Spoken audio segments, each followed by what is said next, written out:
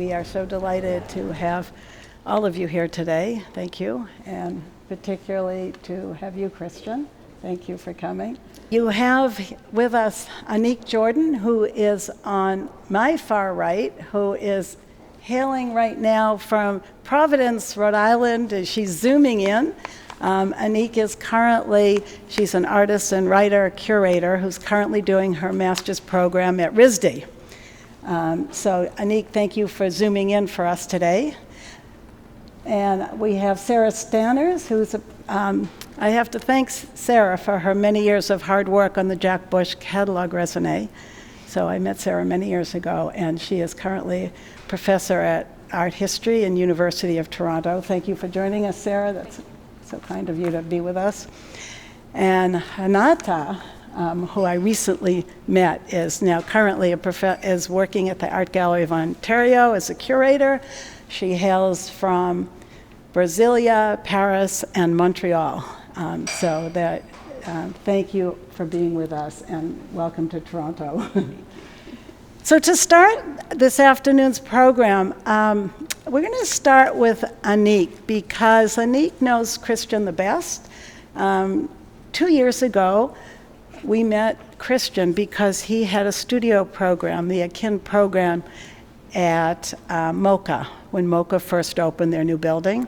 And we were very delighted and privileged to find your work, Christian. We felt privileged to meet you and to see your work and to see such unusual work, I would say, such finished work, such professional work for such a young person. And then shortly after that, we asked Renata to come and speak to you. And you've had a conversation with her. So, Anique, I'm going to throw it over to you. And do you have some conversation that you'd like to talk to Christian about? Hi, everyone. Thank you, Jane and folks at Corkin, for inviting me to be part of this panel discussion. And Christian, congratulations on this show. I am not able to see it in person, but I've seen all of the install images and all of the documentation of the work, and it's beautiful. It's a massive departure from what you were initially starting off doing. A lot of the earlier works I think I saw from, 2 years ago, you could see how much you've grown as an artist, as a creator, as a person who's thinking deeply about the work that you're producing. It shows in the canvases and in the show. So congratulations. I hope you feel really proud of yourself. Though I can't see you. Hopefully you're here. So I guess I wanted to start by asking a really open-ended question, because I think you're going to get a lot of questions today and it may be a little overwhelming. But I wanted to give you the space to kind of just share with us, what do you hope that this show does? How do you hope that we receive it? Just really a really broad kind of question, like what do you hope for to come from this show? Really, I just hope people enjoy it. I really didn't have any kind of message with the show. It was just an accumulation of old and new work, and just trying to, I guess, evolve it in some way from the earlier collages and the earlier portraits that I did in the beginning. That's all I really wanted to do, and kind of do things a little less portrait oriented and do some nature stuff. Just, I guess, expanding what I'm usually used to doing. So let me jump in here. So for the audience, the earliest work are the portraits at the front of the gallery. That was the first work that Christian made that we saw, and that was 2 years ago. And then the portraits, some of these portraits on my left and on my right are also some of the portraits that began to develop after that. Both have collage elements and portraiture and body parts. Can I say that? Yeah. And they became more defined. And then the two latest works are the one behind Christian and this one to our right, which no longer has a collage. The apology flowers at the front when you walked in the gallery came in between, and just to put them all in perspective, this is an apology flower as well. So Sarah, why don't we throw it over to you?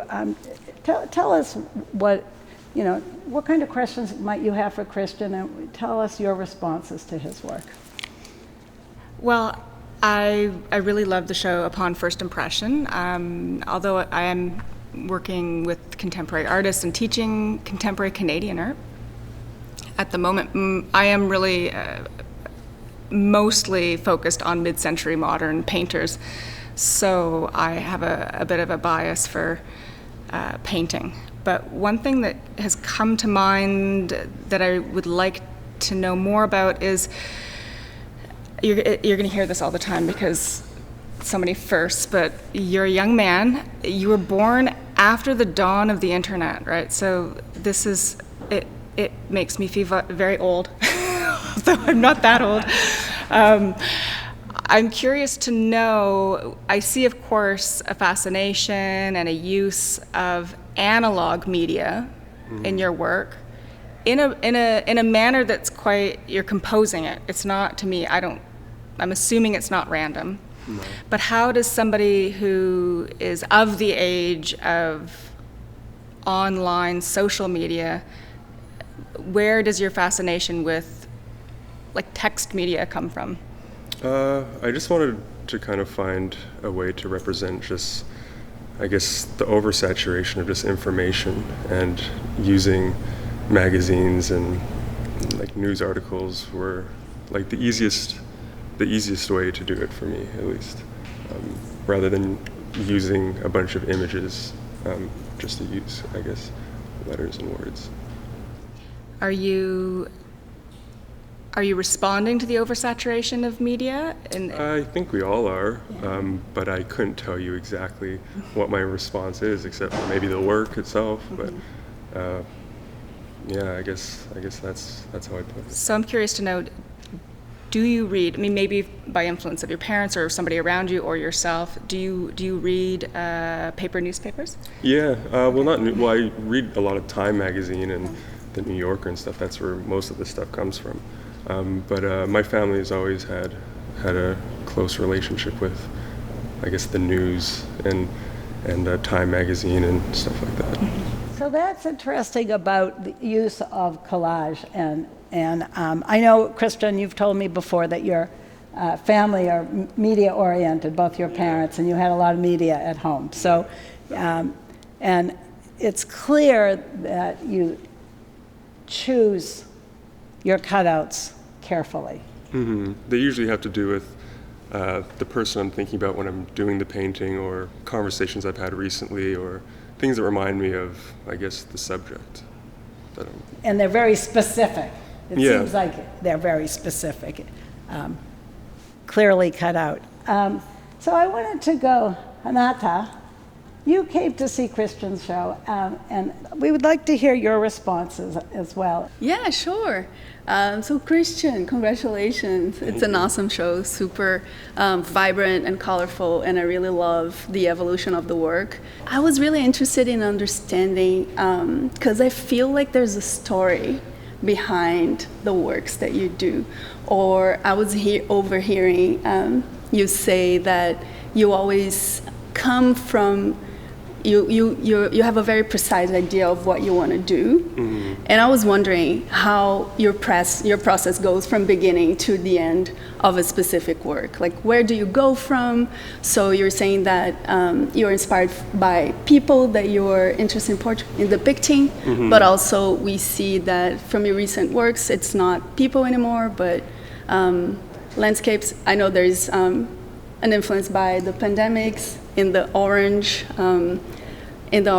round forms that we see. So pollen, I was just pollen, yeah. That's what it's supposed to be. Okay, so it's pollen. Yeah. I wanted you to tell us a little bit more about how your process goes for each paint. Well, I mean, I wouldn't say my process is very special. I just have a drawing book. I usually work out what the image will be prior to putting anything on the canvas. Once I do that, there's very little change post the initial drawing. But yeah, a lot of, especially the portrait stuff and the stuff on that wall, is very much based on just relationships I've had, people that usually the ones that have already come and gone are the ones that really speak to me, and the stuff I try to, I guess, paint about the people that have come and gone in my life. And usually because of that, I kind of have that hindsight where it's a bit more clear to see the arc of how our relationship went, and it makes it easier for me to, I guess, pick out the collages and find the certain images and words that, I guess, speak to that relationship. So are those words you meant to say to the person? There's a mixed bag. Things I wish I said, things I did say. Yeah, it's a mix, yeah. It's great. It's a second chance to say things. Yeah, although most of the time I don't tell them it's about them, but maybe if they look at it closely enough, they might be able to see certain, references, but yeah, that's usually how it goes. Yeah, and just picking up on the pollen, can you explain to us how you relate the pollen to the pandemic? That wasn't what I was thinking when I did the pollen, but I mean, I could totally see how someone would see that. But that's totally fine with me. I don't really care how people see my work. I don't really want to narrow it down into this is what it's about. Whatever someone sees in it is totally fine with me. I really couldn't care less about my own vision for the work and how someone else kind of perceives it. Christian, Yeah. I was wondering if you can speak a little bit about the two massive paintings that you did over the course of the pandemic. I noticed, I'm not sure if on the undertone, if there's newspaper prints or Time or New York Times prints that's like embedded somewhere there. I can't see it that closely, but from what I see, it doesn't look like it follows the same type of collaging process that you have in some of your other work and earlier work, and even some of your portrait stuff that's getting a little bit more abstracted. And I'm just thinking about that because, for one, they're larger, it takes more time than doing the other pieces that you've done. And they were produced in a time where we're oversaturated with media and with news and headlines and all this stuff. And, for me personally at that time, as someone who collects newspapers, I kind of stopped just because it was overwhelming. So I just wanted to know a little bit about those two bigger pieces and maybe the choices you made behind maybe not including newspaper print at the time, or even like producing these images during the time of the pandemic. Well, the two newer ones, it really had nothing to do with, I guess, me kind of referencing the outside world. It was more a personal choice that even though this is my first show, I didn't really want to be known as just the guy who does collage. And that was like a really scary thing for me. I didn't want to like paint myself in a box, so to say. So I wanted for the two bigger ones to not have any collage, so I guess people could see that it's not all that I could do, I guess. So it was more of a personal thing rather than like me trying to say something, I guess. And that was quite a challenge, I think, for you to produce these last two, because they're quite a bit larger and quite a big jump to go to a painting that's really, first the large Apology Flower, which is quite a large painting, and then these two paintings which are twice as big. So you had to solve other issues. Yeah. How was that, coming to a show, your first solo show, and then having to produce all these paintings before the deadline? The deadline definitely helped with just productivity, but with these two bigger ones, it was kind of scary because I kept a lot of raw canvas in it, so there was very little margin for error. If anything spilt or dripped, I'd have to scrap it and start all over again. So that was a little bit different. Usually I could cover up mistakes, and it's pretty easy to cover things up with acrylic paint. So in that sense, it was different, just working and I guess not making any wrong brushstrokes. That was a lot of pressure, I guess. But you pulled it off. They They look terrific, and they are just as central as the others, and they're lots of fun. I mean, one of the wonderful things about your work, I find personally, is that it has a point of view that's different, and it's a lot of fun. Yeah, I get lost in your work because I think, gee, this is really, you have a sense of humor in it. Yeah, I don't try to be too serious, and I don't want to take myself too seriously, so if I'm not having fun, there's really no point. So. Great. Sarah, you had it. Well, one of the apology flowers, and there's a relationship, I think, and I know you're moving towards nature, but I still sense the body in a sense, like almost like tongues, or I don't want to make the obvious relationship between organic shapes and the organic body, but I still feel like you are painting portraits, or at least you are working with the body. Mm-hmm. And so what is your fascination with the body? Why do you go there? I don't know. I mean, like, even the flowers, like, they're apology flowers, so they are kind of for or dedicated to someone I know. So I'm still thinking about the relationships I've had, and including like this one and that one. They're still kind of referencing people I know and just about someone I know. So I guess that comes through in people sensing that it's still. I think only with you telling us that they refer to particular people in your lives do we know that. If we had never spoken to you or heard about the manner in which you've made these paintings, they might even appear deeply impersonal, mm-hmm. very anonymous, or I even see them in some ways as compartmentalized. Okay. Are you in some ways trying to hide the identity, or are you not thinking about that? Well, yeah, generally I am trying to hide the identity because I don't really ask the people if I'm allowed to paint them or reference them in any way. But yeah, I mean, if that's what people see in it, that's totally fine, I guess. I'm not very strict in how I want people to perceive my work. It all just depends on how they see it, I guess, and I'm fine with that.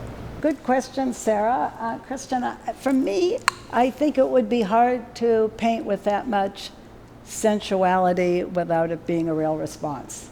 I think it would be hard to manufacture that. I think it comes from personal places. That's how I read it.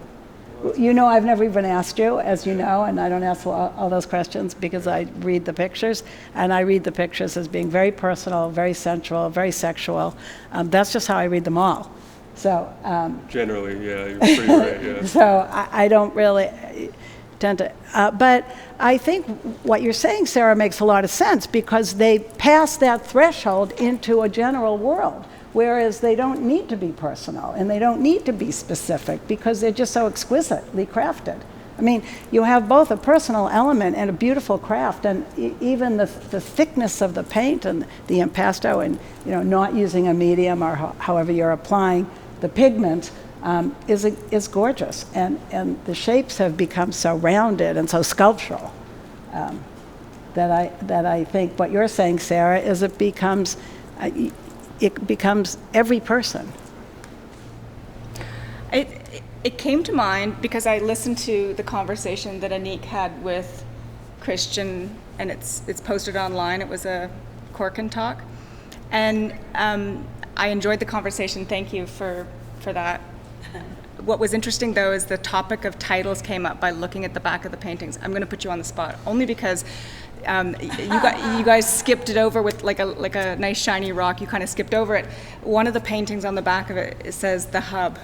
Oh. So then I thought, and you very slyly sort of mentioned, not slyly, but didn't want to make it a focus, but correct me if I'm wrong, but there's some reference to Pornhub. Now, I'm going to make it more formal. Yeah. It's a different kind of mass media, and it is a different kind of media that's completely saturating us, pornography. So then, when I had originally been introduced to your work, I was thinking, it's personal, it's personal, it's personal. And then I thought, which one is the one called the hub? Oh, yeah. I'm curious. Oh, it's not here. Okay, It's not here. okay. No, it's not here. And then but it made me start to look at them and see the compartmentalization more, because I think sometimes people can handle pornography if they compartmentalize it, or if they distance it from themselves. So then I saw another level of sensuality with your work. I, of course, I mean, I work around an artist that is all about sensuality through color. Mm-hmm. Yours is more explicit, but it interests me, your interest in it. Does that factor in your making, or? I mean, I guess so. A lot of the stuff on the back of the canvases, especially the early portraits, were way before I had any interest in my work, and I was just working at home in my room, so I felt a lot more free to put whatever I wanted down. Once they Corkin Gallery kind of showed interest in my work and actually showed interest in the backs, that's when I kind of got a little nervous, because there were a lot of things I wasn't expecting to have to talk about ever. So that was pretty funny when Anique first mentioned that, or thought that was the thing. I didn't miss it, yeah. Yeah. I have one question, Christian. When I met your parents at the opening, your dad said that your grandmother had asked you to paint a vase of flowers. Yeah. And I wondered if the apology flowers came somewhat from her flower request. Oh, definitely. And it probably wasn't what she had in mind. Yeah, no, I mean, like, she would see the work that I was doing, mainly the ones on that wall, and the stuff before any of the nature stuff. And she was just kind of really, I don't want to say unimpressed, but just like, why do you paint things like that? And she just really didn't get it. And she was like, how come we just don't paint some flowers? and my aunt was there, and she's like, well, that's just not what he does. And then I just went home, and for a few weeks I was just thinking, like, why don't I paint some flowers? Like how would I approach that subject in a way that kind of expands on what I was already doing? And so I do have to thank my grandma for the apology flowers. And I think that's such a wonderful connection of what she would have had in mind as maybe a 19th or 18th century kind of still life, and much more this is your traditional still art, life. in her house. It's much more old people art, I guess. Yeah. But that's really great to think about how you would think about a subject. There aren't that many subjects that change. There's landscape, there's portraiture, there's still life, there's abstraction, but art, it has a few categories, in fact, right? Yeah. And some political art. But how an artist sees it is what creates a difference in different generations. And I think you nailed it with the flowers. Wanted to make my grandma happy, I guess. Yeah, I was thinking about, you were from Toronto, right? But you come from your mother is from? She's from Quebec, but her parents are Serbian. Oh, okay, right. Mm-hmm. So I was thinking about your personal history or your background, if any of the roots of where your parents are from, or your mixed background influence anything in your work, or not? You know what? Not really. I kind of grew up in a very kind of Canadian-ish household. There wasn't much of those two cultures that really came into the house. My mom didn't really speak Serbian to me. My dad was also born in Canada, so he didn't have a particular, strong, connection to his Caribbean side in the way I think someone who's from there would. Me being mixed, I guess, it might, play a part, but definitely just, not focusing on kind of one side of things, I guess. I don't know. Yeah. I never really thought about it. You're just busy being you. Yeah, I don't think it plays a part in what I create. I don't think my mixed race has really anything to do with what ends up going on the canvas. It's just my experiences, I guess. Yeah, I was thinking about it because of, questions of identity that we see a part of the artist in the work, even though you are trying to respond to people or you're being influenced by the pandemic. I guess we can see parts of you too in the work, right? So I was wondering if that's true, or if you reveal yourself through the paintings too. Or... Yeah, no, I would say I reveal myself more through the paintings than I do comment on what's happening around me.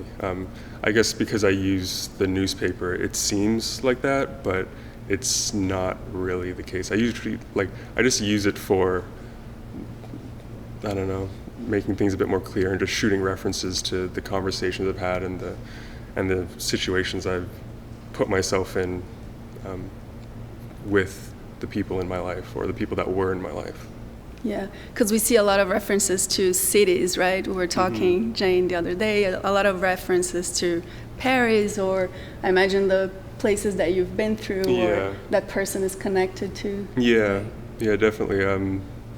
Certain trips I've taken and the people I've met, definitely just shooting references to that time period when I was, I don't know, in Paris or in Rome or something like that. I accepted your invitation, thank you, to come see the show and engage. I think, quite honestly, because Christian is a Toronto painter, and I think it's great to support local and to see. I was very interested, and so I thought about looking at your works, and I have a question for you. I could be completely off base, and I know Renata has a familiarity with this now. Had you been exposed to going to the gallery, the AGO, for example? I see these forms. I think of Henry Moore, but that's my art historical head. These shapes that the women are taking. I thought perhaps you have memories of engaging with the Henry Moore Sculpture Center. I do. I do really like Henry Moore. Even the paint quality has that plaster effect, and that's so Toronto specific, although he's a British sculptor. Toronto has the largest collection publicly of his work, and the plasters are something special. So I couldn't help but think of the Moore plasters and seeing it's so much about a love of the woman's body, and then this tactility and the almost like you're sculpting them with your paintbrush. So I was curious to know how your exposure to art here in Toronto shapes your work. I mean, I'm sure it did have an impact. It wasn't something that I was specifically thinking about, but I'd visit the AGO a lot, and that was something just a part of my regular life, just going to the AGO, usually alone, just looking at the things that I liked. But yeah, I really did enjoy that Henry Moore kind of room that they had. I love that question, Sarah, of influences, and for all of you to understand, when we first met, after Christian and I and Magdalena and first met, Christian would come here and take a little stool and sit in front of a painting with his earphones on, listening to his music, and maybe stare at a painting for an hour. Yeah, I would do that. I remember very clearly, and you still do it. Your studio is pretty close to here, and you would just stare at paintings. You would stare at a David Urban painting, I remember, for hours and hours. And it is the way, given how you were taught, you're pretty well self-taught. It's the way you absorb art is by looking at art.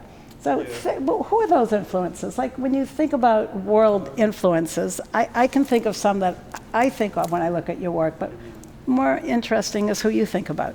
Well, while doing these two, the most recent ones, I was really looking at like Philip Guston's work, and I was looking at Rousseau a lot, with especially this one. And when it comes to the brushstrokes, I really liked Van Gogh's little, like, kind of small little brushstrokes. I tried to incorporate that as best as I could, and just try to amalgamate the three kind of artists I was looking at the time and try to create something of my own. That was pretty much the goal. Thank you.